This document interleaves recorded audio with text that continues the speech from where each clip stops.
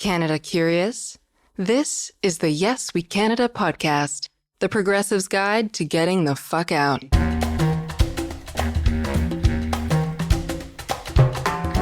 This episode, Pandemia Nervosa.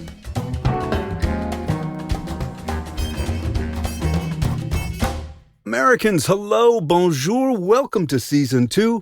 I'm Matt Zimbel in Montreal. Let's get you up to date. When we last spoke, in May of 2021, Trump supporters were claiming that the January 6th insurrection at the Capitol was actually executed by the FBI in a joint venture with Black Lives Matter and Antifa, who were false flagging the riot by masquerading in Trump merch. Whew, sheesh. A lot of BS to unpack there, no? And that's not all. A lot has happened in America since our last episode. The coronavirus raged, gun violence was out of control, Afghanistan was overrun by the Taliban, who had rebranded and now claimed that they were, kind of cool with chicks having, equal rights as long as they don't, work outside the home, go to school, or play sports. And U.S. President Joe Manchin wasn't getting anything done for the progressives.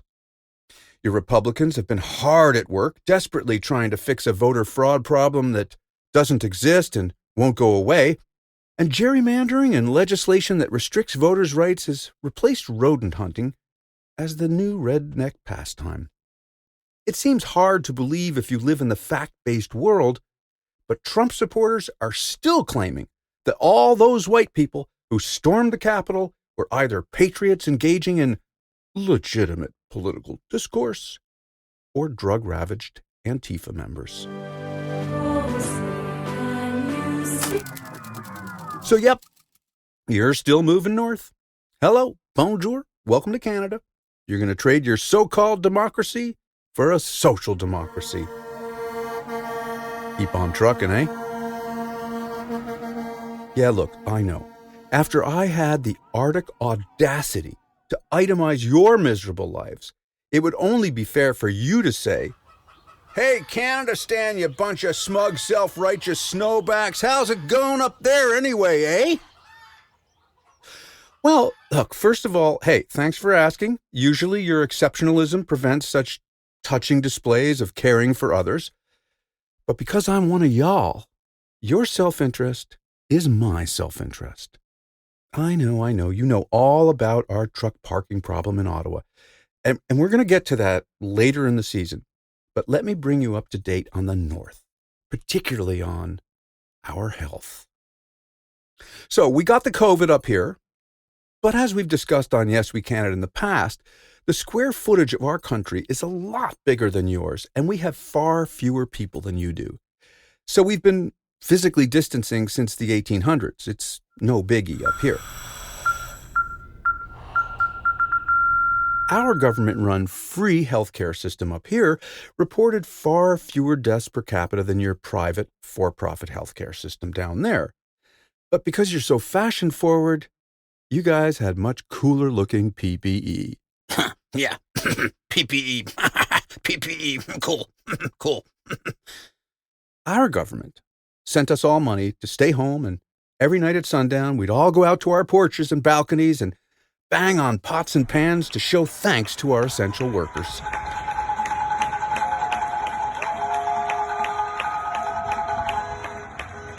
And where I live in Quebec, we had a lockdown with a side order of curfew. Check this out, Patriots. We were forbidden to leave our homes from 8 p.m. to 5 a.m. from January 9th, 2021 until May 28th, 2021. 5 months hostage. Lock them all up. Imagine this. You're outside, Smoking a joint in Montreal, where weed is legal, talking to a couple of cops about college football when the clock strikes 8. and they freaking arrest you. Not for smoking a joint, but for being outside. To get some perspective on how bad our COVID was compared to yours, let's rewind 11 months, before vaccine times. It's the summer of 2020. The pandemic is raging, And yet the social calendar at the Donald Trump White House proceeds undeterred. It's one glamorous super spreader event after another. The stench of Republicans on the White House lawn is almost overwhelming. Air kisses galore and not a mask in sight. Did y'all try the mock chicken? Damn, it's an excellent dietary source of COVID-19. Oh, Amy, girl, come over here. Y'all got your butt on a bench. Good for you, girl. Honey, you go. And by midsummer 2020, Donnie's White House had more COVID cases than the entire Canadian province of Nova Scotia, population 1 million. Just another gleaming example of the right getting it right. You go, Patriots. Up here in Canada, Stan, we had no vaccines because we had no domestic capacity for manufacturing vaccines. Because our big pharma is not as big as your big pharma. Not that size matters, I'm told, and told, and told. We tried to make a Canadian vaccine. We wanted something organic and free range, but it didn't really work that well. And then, as usual, we looked at what you guys did and copied it because you guys are cool. And then on April 3rd, 2020, the American Center for Disease Control said, hang on just a gall darn second.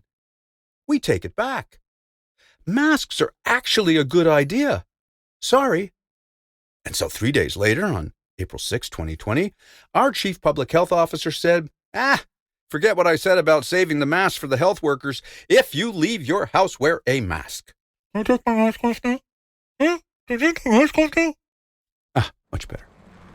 Just zoom in, you get the first glimpse of the outgoing president, Donald Trump, with the First Lady there on the red carpet. Then let's go back to January 20th, 2021. Your variant of concern departs the White House in disgrace and moves back to Mar-a-Lago.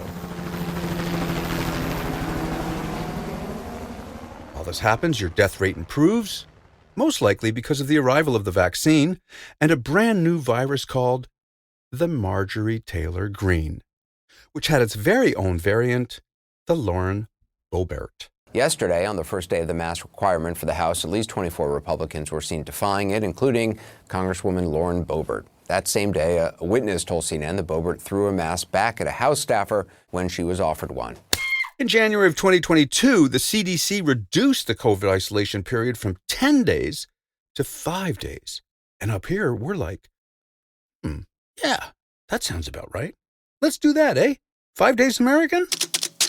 Hot damn, that's only like 7 days Canadian. Cool, cool, cool. Just like in the States, our racialized communities were hit harder by the pandemic, but we solved that problem the Canadian way, by not talking about it publicly. That said, there were a lot of differences in our response to the virus. Our top doctor did not have to have 24-hour armed protection after receiving death threats from anti-vaxxers.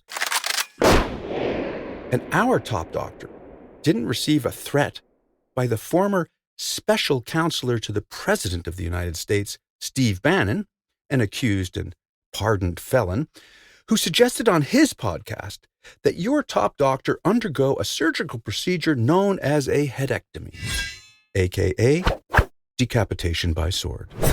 Positively Taliban-esque, Steve. Americans, I have condolences for you. You lost 5 of your conservative, COVID-denying, right-wing radio hosts because COVID killed them. Now, I don't mean to gloat, but in Canada, we didn't lose 5 right-wing radio hosts who were anti-COVID because we don't have 5 pandemic-denying right-wing radio hosts in Canada. 'Cause I'm the vax man.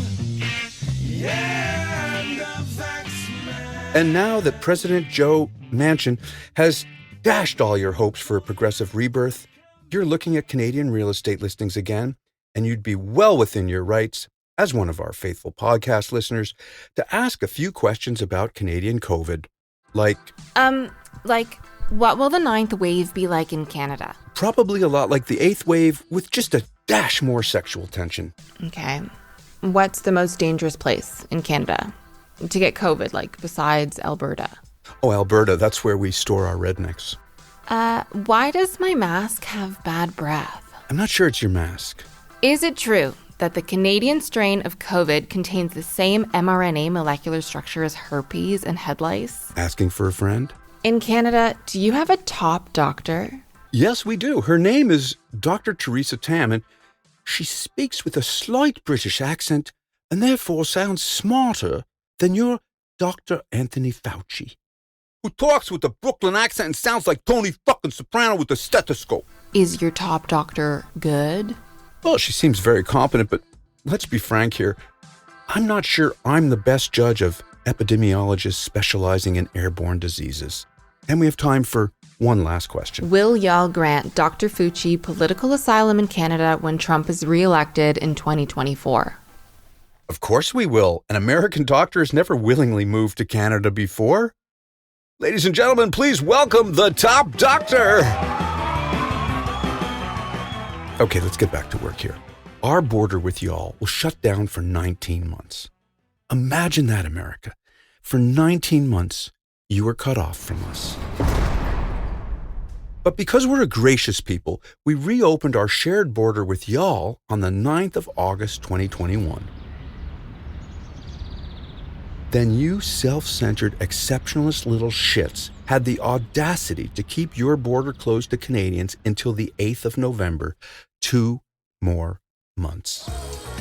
You know, stop acting like your country is some exclusive disco in New York City. You're not. Because by November of 2021, the chance of catching COVID and dying in the United States was about 1 in 1,000. And yet, according to the National Safety Council, the chance of dying in the U.S. by gunfire was much better. Only 1 in 358. So this year I'm going on vacation to the States, got my 3 jabs, got my mask, got my full body armor. Let's do this thing! Look, it's been about 100 years since the last pandemic. It's been 100 years since satirists like me have had such a juicy target, and all I'm doing is complaining about it. So that's it.